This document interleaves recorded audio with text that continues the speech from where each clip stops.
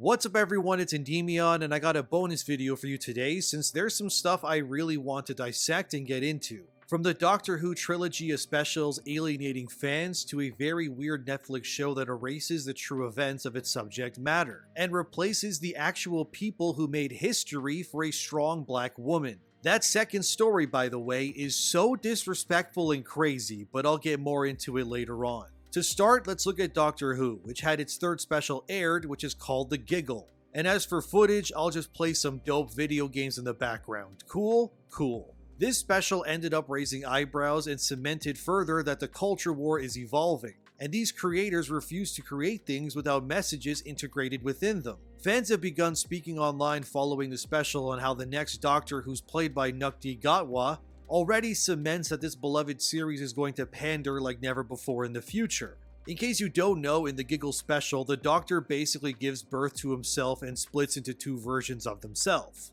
One version is David Tennant and the other is Gatwa, now who's your new Doctor, I guess. This essentially makes a new meta for the show where it allows the creators to have the original Doctor kept intact in the form of Tennant, while exploring new stories with this much younger and energetic version in Gatwa. It's not a terrible idea, I guess, all things considered, but this of course being the year that is 2023, nothing ever is as it seems. And like I said in my other Doctor Who video around a week or two ago, these specials and future episodes will now all air on Disney+, cause Disney now owns the exclusive streaming rights to the show and are also funding Doctor Who, which is why the massive increase in budget has happened, which is good for the show's visuals, but bad for everything else. It's a new beginning for Doctor Who, but the ratings are telling a different story. From thatparkplace.com, it's revealed that the viewership numbers for Doctor Who's third special have dropped compared to the other two already. The first special, called The Star Beast, had around 5 million viewers. The second one, Wild Blue Yonder, lost around 5% and clocked in at around 4.83 million viewers.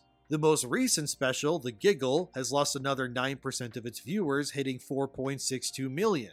So, even if you're bad at math, it's easy to see that the show is clearly having diminishing returns, and fans are dropping out of the show at some pretty staggering numbers. Between specials 1 and 3, that's around 700,000 viewers just leaving the show. And that's terrible, considering 10 years ago when Doctor Who wasn't pandering as hard, its specials were pulling in over 10 million an episode. So like many other franchises, Doctor Who has lost around half of its entire audience since its golden years, which is terrible, all things considered. Especially since not only are they getting less views, but each episode has a bigger budget, so they're spending more and getting diminishing returns. Which, from a business perspective, this is obviously not a good thing. But like I previously stated in my last Doctor Who video, the series is funded by a tax paid by British citizens. So Doctor Who conveniently exists within this nebulous middle ground where it can't really get cancelled as long as people in Britain pay their services with money, which of course they have to in order to live there.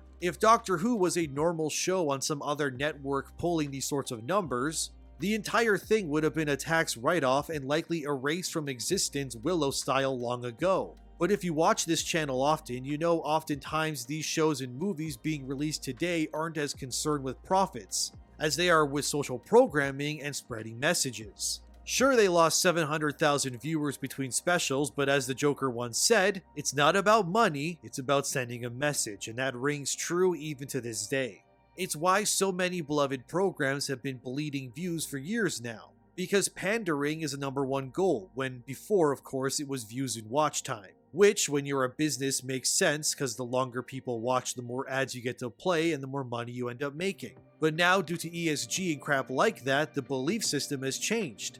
And it doesn't help when the showrunner of these specials and the future of the show, whose name is Russell T Davies, said he plans to annoy people more in the future. What's very odd is that Davies used to be considered the savior of Doctor Who, as in the past he was responsible for a lot of the show's success and stories. In a lot of ways, Davies is very similar to someone like Kevin Feige over at Marvel. These are individuals who ushered in entire generations of fans into struggling properties by telling good stories and delivering authentic characters that people cared about. The Kevin Feige of today is of course compromised, but credit has to be given that he was the architect of Marvel's golden era, and created many hits within the Infinity Saga. But Feige, like Davies, suddenly shifted around the same time as if they were replaced by doppelgangers or something. These properties, which were beloved and had legions of fans, immediately just started rejecting them. And over a few years, brands like Marvel or Doctor Who both became shadows of themselves, and that leads us to where we are now.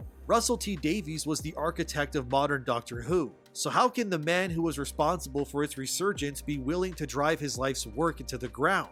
The simple answer, of course, like for anything else, it's ESG, or environmental, social, and governance. The made-up currency that is currently plaguing and tearing apart the entire entertainment industry. The more diverse your body of work is, from hiring people who aren't white and more, the higher your score becomes. From bounding into comics, we have this article titled, Doctor Who casting director responds to criticism of race-swapped Isaac Newton. It's sad that we're in a time where people villainize minorities. This statement comes from Doctor Who's casting director Andy Pryor, who attacks fans and calls them racist for being upset about things like Sir Isaac Newton being played by an actor who very clearly looks nothing like him. In terms of whose idea it was to make Newton not white, Pryor said, "That was Russell's idea. Actually, we had talked about trying to get Nathaniel in the show at some point, and I think it's sort of a rather cheeky but fun interpretation of Isaac Newton. You know, it's not a historical drama, let's just have some fun with it." But the truth is that this cultural revisionism only ever happens in one direction, as we never see historically black or Asian people being portrayed as white in today's media.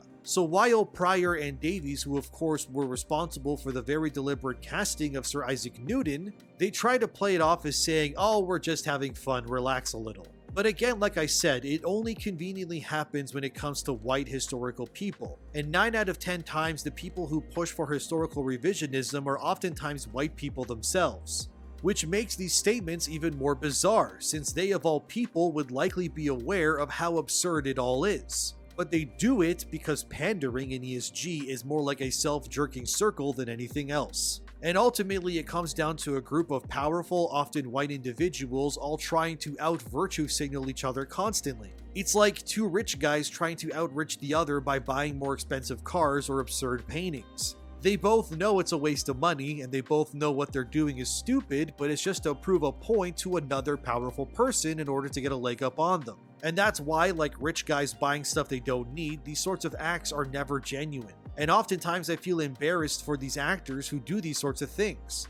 Like, how morally degrading must it be to feel that you're stepping into a role you have no cultural or relation to? It would be unironically like Ryan Gosling playing the Black Panther if that were to happen, which it never would. But as Davies says, let's just have some fun with it. Gosling would absolutely feel absurd sitting there surrounded by people pretending to be Wakandans. But that's what this is all like, and like I said, these actors must have a humiliation kink. Because there's really no other reason why. Then the actor who plays the race-swapped Newton said this: "There's been backlash from so-called fans of Doctor Who in regard to these particular castings, that they're too woke for want of a better word. You've engaged a bit with this discussion online, but I wondered if you had anything else to add to this response to castings such as these." To which the casting director said, "It's sad that we're in a time where people villainize minorities. There's just so much wrong with everything here, dude. Bloody hell." Firstly, we have the Newton actor whose name is Nathaniel Curtis, who just attacks the entire fan base and people who know history by calling them so-called fans. Like, how entitled do you have to be? You're playing someone you have no business playing. You can't be serious. Then when the casting director says we're villainizing minorities, like, excuse me? What? How is wanting the historical accuracy of something to be acknowledged and accepted now considered villainizing? See, this is what I really think we need to push back against. Because this is the classic spin of people in power blaming their mistakes on their supporters. You did that deliberately on purpose. In my last video, I talked about Rachel Zegler and Halle Bailey, and there's a certain part during their interview where they said something that connects to what Pryor and Obi say here, so quickly listen. It's true though. Yeah. Because we're making things that make people connect with one another. And there are people out there who say things that make people want to not come together. We're making things that make people want to connect is about as tone deaf as it gets, especially coming from Rachel Zegler. but it shows the dichotomy and blatant disconnect between people in power and the consumers. What these people, whether it's Rachel or Pryor or Davies and more, are doing, none of these things are being made in order to bring people together. If that were true, then the culture war simply wouldn't exist. This all began because these sorts of people decided to make things that alienated the viewer base in the first place. If anything, what these creators are doing is they're dividing people instead of bringing them together, and it's crazy to me how they can't see that. There's nothing kumbaya about race swapping Sir Isaac Newton or pandering in your specials. You lost 700,000 people with your terrible writing. That's the epitome of not bringing people together, dude. You lost them. I'm sure these people are well aware of how insane what they're saying is, they just conveniently ignore it because it helps their brain in rationalizing the insanity of it all. Doctor Who's casting director panders here where he says this: "It then becomes even more important to give people a voice and for people to be represented, especially for young people growing up who might be trans or from any minority. If they can see themselves on screen, then that can be a huge lifeline for some people. That can make them feel part of the world, which indeed they are." But here's the thing. If you actually cared about giving people of color voices, you would do so by giving them roles and elevating stories that are uniquely tied to who they are as people. By giving an actor a role they have no connection or business playing, it's ultimately just shallow, virtueless, soulless pandering. It's like throwing a dog a bone, and I honestly feel bad for people like Nathaniel more than anything. These actors of color deserve roles where they can excel, and they shouldn't have to resort to these woke white creators throwing them scraps in order for them to have jobs. Can't they see that ultimately we want what's best for them? At least for me, I don't want diverse actors to be jobless, but we have to apply the concept of rational cultural awareness equally across the board. Otherwise, not only do the scales tip to one side too greatly, it results in tone deafness and blatant disregards for realistic depictions. Beyond the concepts of cultural revisionism, it's just lazy and downright pathetic is what it is. And any actor who plays a role they have no business playing, it's just embarrassing. And speaking of embarrassing, let's look at Netflix, who recently released a show called Painkiller. It's a drama series about how 3 lawyers miraculously managed to win a lawsuit against Purdue Pharma over the manufacturing of opioids and the lucrative business of Oxycontins. The 3 individuals responsible for this massive win were these 3. From left to right, we have Michael Drescher, Christina Nolan, and Owen Foster. The US Attorney Christina Nolan said the other 2 men were, as she puts it, "They worked with no models. There's no playbook for how to investigate these cases." She also emphasized the 2 men broke new ground in healthcare law and sent a message to Big Pharma and Big Tech. These 3 were integral to the lawful regulation of opioids and keeping Big Pharma accountable for their actions. So naturally, when it came to a series about this story, Netflix leaped at the chance. And here's what Michael Drescher, Owen Foster, and Christina Nolan look like in the series about their huge win. What? What's wrong?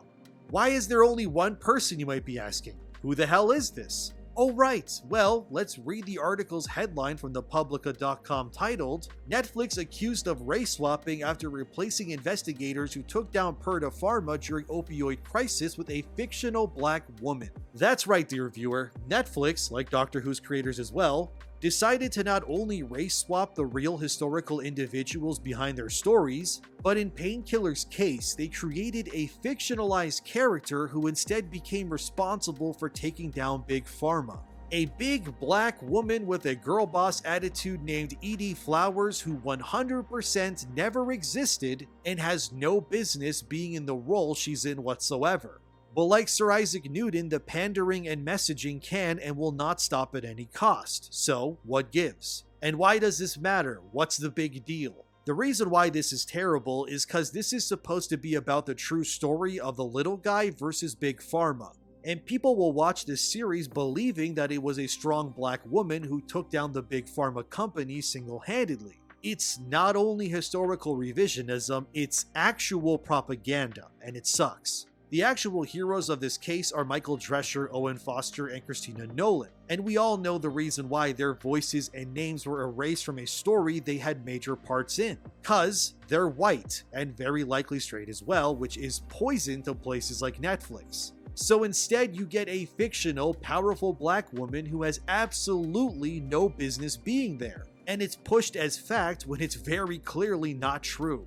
And why this is destructive is, like I said, it changes what happens in order to push agendas. And the same way some kid will watch Doctor Who and see a race-swapped Isaac Newton, they'll likely think, wow, the guy who founded the concept of gravity was an Indian man. When it's so not true, it frustrates me to no end. And this is why we need to keep these people accountable. Whether it's Doctor Who, Painkiller, Cleopatra, and more, this shit needs to stop, dude. It damages and pushes false narratives. The writers of Painkiller said they chose this fake character instead of the original lawyers because the decision to erase the real investigators and substitute in a fictional character was for the sake of their story, and that the creators of the show needed to ensure that the hero of the television series had one singular face. And that is where Aduba as Edie came in. Edie's actor chimed in and said, "The world of Edie Flowers, who is a fictitious person but is a composite of a number of investigators, runs alongside the very real Richard Sackler. Having those points of intersection where the two worlds come together was incredibly impactful and powerful. How pathetic must you be to take this role knowing how blatantly manufactured it is? Edie never existed, yet some person out there will watch this and say it was Edie Flowers who took down Big Pharma, and then claim it's amazing that a black woman was able to achieve this, when the character in question isn't real, and it's just historical revisionism. I can't, man. This is so blatantly racist and condescending. This story actually made me physically upset when I read it. These stories need to tell the authentic true tales of the people who were actually there when these things happened. We don't need false avatars made to push agendas where they had no business being in the first place." Unsurprisingly, Netflix lost another 1 million subscribers this year, and I say good, because this kind of shit is garbage and we need to keep them accountable. And I implore you to never watch Painkiller or Doctor Who, as it's just as deplorable for its blatant historical revisionism as well.